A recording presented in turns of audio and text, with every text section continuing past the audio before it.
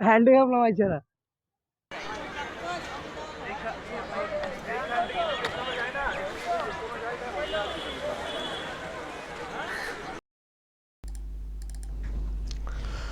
দর্শক, গতকালকের পরে আজকেও বেলডাঙাতে এইসব হয়েছে। রাস্তাকে ব্লক করা, ট্রেন লাইনে অবরোধ করা, ট্রেন চলতে না দেওয়া, যাচ্ছে তাই সব কাণ্ড, এবং সেই সঙ্গে আজকেও সাংবাদিকদের উপরে আক্রমণ। গতকাল তো দেখেছেন আপনারা, যেটা নিয়ে অনেক হইচই হয়েছে। সোমা মাইতি 24 ঘন্টার সাংবাদিক, তাকে তো আক্রমণ করা হয়েছে। খুব সাংঘাতিক একটা ঘটনা ঘটেছিল। উনি তো কোনো ক্রমে প্রাণে বেঁচেছেন, হাসপাতালে যেতে হয়েছে। আজকে যে খবরটা সামনে এসছে দর্শক, সেটা হচ্ছে এবিপি আনন্দ টিভি চ্যানেলের সাংবাদিক এবং চিত্র সাংবাদিক ছিলেন ইনি, পার্থপ্রতিম, এবং তার চিত্র সাংবাদিক আমি দেখছিলাম রিপোর্টিং করছেন, তারাও আক্রান্ত হয়েছেন। এটা আজকের ছবি না, এটা আগের ছবি দর্শক, আমি ওনার প্রোফাইল থেকে নিয়ে দেখাচ্ছি। তো এই রকম ঘটনা আজকেও ঘটেছে, কালকেও ঘটেছে, আজকেও ঘটেছে, এবং ট্রেন অবরোধ, মানুষের হয়রানি শেষ নেই, যাচ্ছে তাই সব ব্যাপার স্যাপার।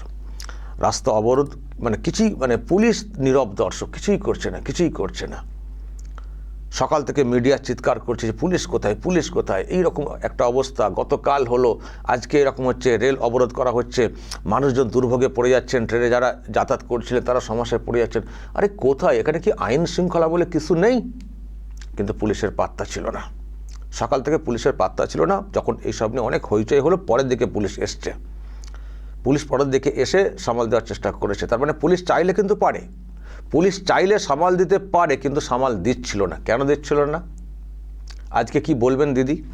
কালকে দিদি কি বলেছিলেন? কালকে যখন এইসব কাণ্ড ঘটেছিল, কালকে দিদির কি বক্তব্য ছিল দর্শক? একটু শোনাই কালকে দিদির কি বক্তব্য ছিল, তারপর আজকে নিশ্চয়ই একটা প্রশ্ন উঠবে। আজকেও তো আর জুম্মা নেই, তাহলে আজকে কেন এটা হলো? কালকে যে ঘটনা ঘটেছে দর্শক, সেই বিষয়ে উনি জুম্মাকে রিলেট করে কি ধরনের কথা বলেছিলেন দর্শক দেখুন।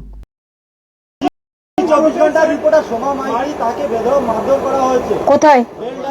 দেখুন, বেলডাঙা আপনারা জানেন কাদের কাদের প্ররোচনা আছে, আমি আর নতুন করে বলতে চাই না। ফ্রাইডে জুম্মাবার পবিত্রবার, তো ফ্রাইডে জুম্মাবার এমনি সংখ্যালঘুদের কাছে একটা সেন্টিমেন্ট আছে, সেখানে সবাই ফ্রাইডে জুম্মার নামাজ করতে এসছে। এখানে কেউ কেউ যদি তার রাজনৈতিক চরিতার্থ করবার জন্য উস্কে দেয়, সংখ্যালঘুদের ক্ষোভটা স্বাভাবিক, আমিও এর জন্য ক্ষুব্ধ। তাদের একতরফা বাদ দিতে পারেন না, যেটা দিয়েছে। আরে ভাই, আমি তো বলছি, আমি তো এটাকে সাপোর্ট করছি না, কিন্তু মবের মধ্যে ঢুকতে বারণ করো। কারণ তুমি তো জানো এটা আমারও হাতে নেই, আমি তো করাইনি ঘটনাটা।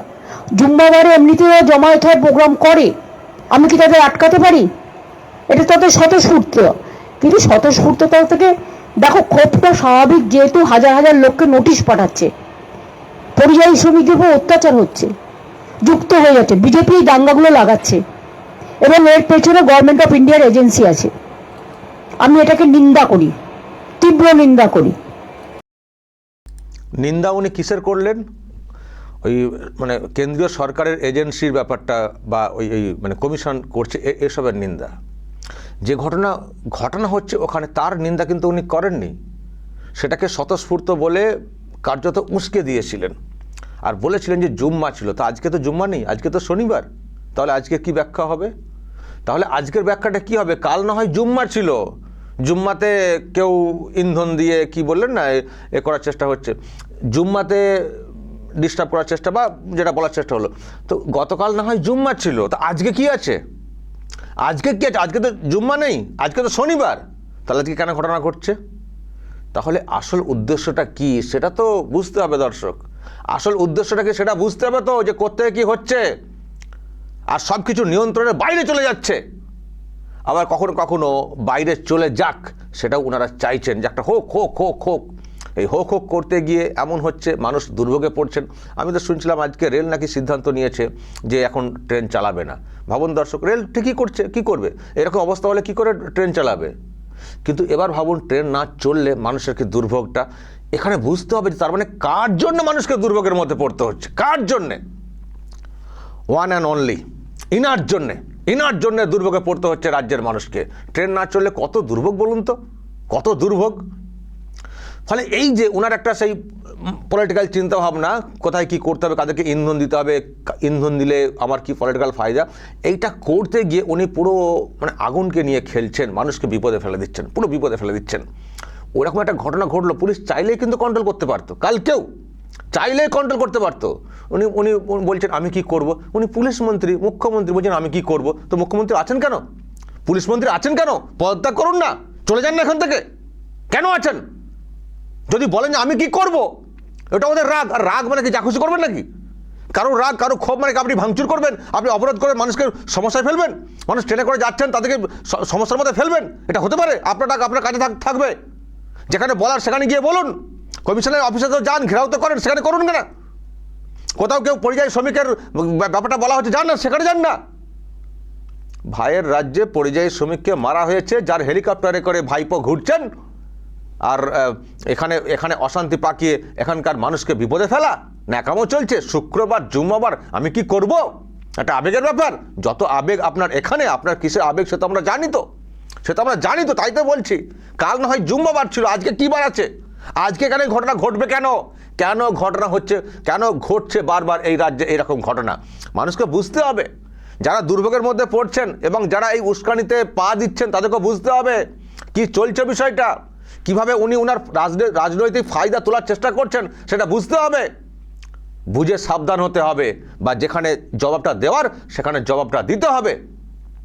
একজন সাংবাদিককে, ওই রকম মহিলা সাংবাদিক, ভাবুন মহিলা সাংবাদিক তিনি আক্রান্ত হয়েছেন, তার আমি কালকের কণ্ঠস্বর শুনছিলাম, সাংঘাতিক একটা কথা শুনছিলাম তার। শুনবেন, আমি আজকে একবার আপনাদেরকে শোনাতেও পারি। মহিলা সাংবাদিকের একটা ভার্সন আমি দেখছিলাম, ওই চ্যানেলেই উনি ইন্টারভিউয়ে বলেছেন। এর দর্শক, একজন মহিলা সাংবাদিক আক্রান্ত হচ্ছেন এই রাজ্যে, মুখ্যমন্ত্রী বলছেন ওনাকে মবের মধ্যে ঢুকতে বারণ করুন। আরে একজন পুলিশ, একজন মুখ্যমন্ত্রী বলছেন ওখানে যেতে বারণ করুন। ইনি মুখ্যমন্ত্রী? ছি। দেখুন দর্শক, দুজন আমাকে কোনোভাবে সেই পাদাগুলোর মধ্যে দিয়েছে, একজন চুলটা ধরে টানছে, একজন পা ধরে টানছে, মোবাইলটা ছিনিয়ে নিল, একজন জামা ধরে টানছে, আর সমস্ত জায়গাতে হাত দিচ্ছে। মানে বলে বোঝাতে পারবো না কি বিভৎস সিচুয়েশন। এই সিচুয়েশনে আমি কখনো পড়িনি এর আগে, আমি। পুলিশকে কন্ট্যাক্ট করতে পেরেছো? সঙ্গে ওখান থেকে বেরিয়ে প্রচুর পুলিশ দাঁড়িয়ে দেখলো, ওখান থেকে বেরিয়ে এসে কয়েকজনকে পুলিশকে বললাম আপনাদের গাড়ি আছে, প্লিজ রেস্কিউ করুন। সবাই বলছে পুলিশ করে বলছে আমাদের এখানে কোনো গাড়ি নেই, আমাদের এখতিয়ার নেই। সবাই জাস্ট দাঁড়িয়ে দেখলো, এই বিভৎস ফেলে মারলো, রঞ্জিতের মাথা ফাটিয়ে দিল। একদিকে রঞ্জিত আমাকে সেভ করছে, আর একদিকে দুই ভদ্রলোক আমাকে মানে সেই বুকের মধ্যে ধরে রেখেছে। আর কি বিভৎস মেরেছে যারা আমাকে বাঁচিয়েছে। এই ঘটনা গতকাল ঘটেছে। মুখ্যমন্ত্রী বলছেন ওখানে যাবেন কেন, যেতে বারণ করুন। ভাবুন কি অবস্থা। আমি আর একটা কারণে অবাক হচ্ছি, এত বড় একটা ঘটনা শুধু কালকে না, আজকেও ঘটছে। প্রেস ক্লাব কি করছে? আমি কালকে লক্ষ্য করছিলাম যে প্রেস ক্লাব কি বলছে, দেখলাম একটা বিবৃতি দিয়েছে প্রেস ক্লাব, ব্যাস, অতিই ক্ষান্ত। এই হচ্ছে প্রেস ক্লাবের বিবৃতি। আমি দর্শক আপনাদেরকে একটু বড় করে দেখাচ্ছি, দেখুন আমাদের কলকাতার গর্বের প্রেস ক্লাব, তাদের কি ভূমিকা, ব্যাস, শুধু একটা বিবৃতি দেওয়া হয়েছে। এই যে শুক্রবার মুর্শিদাবাদে সংবাদ সংগ্রহের সময় জি24 ঘন্টার সাংবাদিক সোমা মাইতির উপর বিশৃঙ্খল জনতার আক্রমণ ও তাকে রক্তাক্ত করার ঘটনার তীব্র নিন্দা করছে প্রেস ক্লাব কলকাতা। হয়ে গেল, বিরাট কাজ করে ফেলেছে। কর্তব্যরত সাংবাদিকের উপর এই ধরনের আঘাত তার গণতান্ত্রিক অধিকারে হস্তক্ষেপ এবং অপরাধ। এই ঘটনায় আমরা খুবই ক্ষুব্ধ এবং উদ্বিগ্ন। আমরা দাবি করছি অবিলম্বে দোষীদের খুঁজে বের করে দৃষ্টান্তমূলক শাস্তি দিতে হবে মুর্শিদাবাদ জেলা পুলিশ প্রশাসনকে। সাংবাদিকের পরিবারের সঙ্গে ক্লাবের পক্ষ থেকে যোগাযোগ করে পাশে থাকার বার্তা দেওয়া হয়েছে। তার মস্তিষ্কে স্ক্যান হয়েছে, চিকিৎসা চলছে। সোমার দ্রুত আরোগ্য কামনা আমরা করছি। সাংবাদিকদের ওপর যে কোনো আক্রমণ, সাংবাদিকদের স্বার্থ রক্ষায় প্রেস ক্লাব কলকাতা সবসময় সরব থেকেছে, ভবিষ্যৎ থাকবে।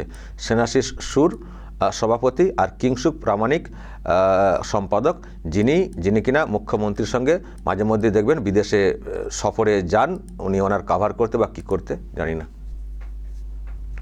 হয়ে গেছে, একটা বিবৃতি দিয়ে পাশে আছি।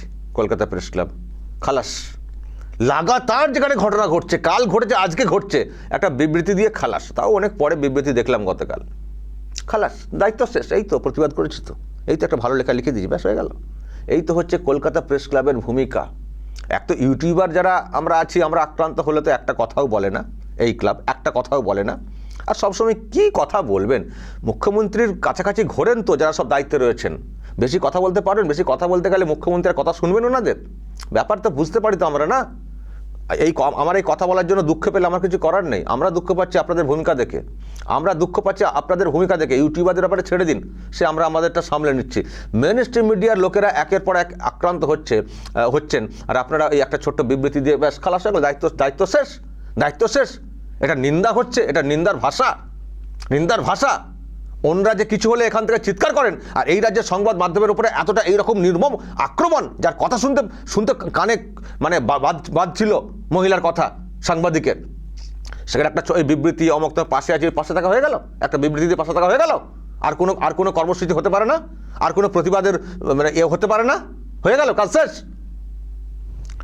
প্রেস ক্লাব, এই প্রেস ক্লাবটা তো কার্যত একটা খানা হয়ে গেছে না। কি খানা নিশ্চয়ই বুঝতে পারছেন কাদের জন্য মানে কি বলছি, যারা বোঝা তারা নিশ্চয়ই বুঝছেন। যদি এইরকম হয়ে যায়, আর ওই ভাড়া দেবো, টাকা তুলবো, মানে ওই প্রেস ক্লাব ভাড়া দেবো, ওই প্রেস মিট করার জন্যে, ব্যাস ওটাই হয়ে গেল প্রেস ক্লাবের দায়িত্ব, যে ভাড়া দিয়ে টাকা তোলা আর নিজেরা ওখানে এনজয় করবেন বসে বসে। যদি এই রকম অবস্থান হয় একটা প্রেস ক্লাবের, তো সেখানে যারা প্রেসে কাজ করেন তাদের উপরে তো অত্যাচার তো হবেই। জানেন তো যারা করছেন যে আমরা যা খুশি করতে পারি, কিচ্ছু করতে পারবে না। আর ক্লাবের যারা আছেন তারা তো আমাদের হাতের মুঠোয়। ফলে এই সাহস থেকে এই সব হচ্ছে। যদি প্রেস ক্লাবের ঠিকঠাক গর্জন হতো না, যদি সত্যিই সঠিক প্রতিবাদ হতো না, কেউ একটা আঁচড় লাগানোর সাহস পেতেন না। কিন্তু দুর্বল প্রেস ক্লাবের কর্তারা বা কোথাও সেই মাথা বিকিয়ে দিয়েছেন মুখ্যমন্ত্রীর কাছে, ব্যাস। আর ওদিকে মুখ্যমন্ত্রী উস্কাচ্ছেন, যা খুশি করতে পারো, জুম্মাবার, ব্যাস ধুয়ে দিচ্ছে ওই অংশটা। কিন্তু খুব দুর্ভাগ্যের বাংলাতে আমরা যারা আছি, যারা প্রেসের সঙ্গে যুক্ত, খুব দুর্ভাগ্যের, আমাদের কিছু করার নেই। আমরা এমন একটা রাজ্যে রয়েছি, এমন একটা রাজ্যের মানে মুখ্যমন্ত্রী পেয়েছি, আর প্রেস ক্লাব বা এই সংগঠনের এমন একটা অবস্থান, তার জন্য প্রেস ক্লাব আক্রান্ত, রাজ্যের মানুষ আক্রান্ত, মানুষকে মানে দুর্ভোগের মধ্যে পড়তে হচ্ছে, কিছুই করার নেই। আর মুখ্যমন্ত্রী বলছেন আমি কি করব। দর্শক বলুন এবার আমাদের কি করা উচিত, অবশ্যই বলবেন যা বলার, এবং নজর রাখবেন আরামবাগ টিভিতে।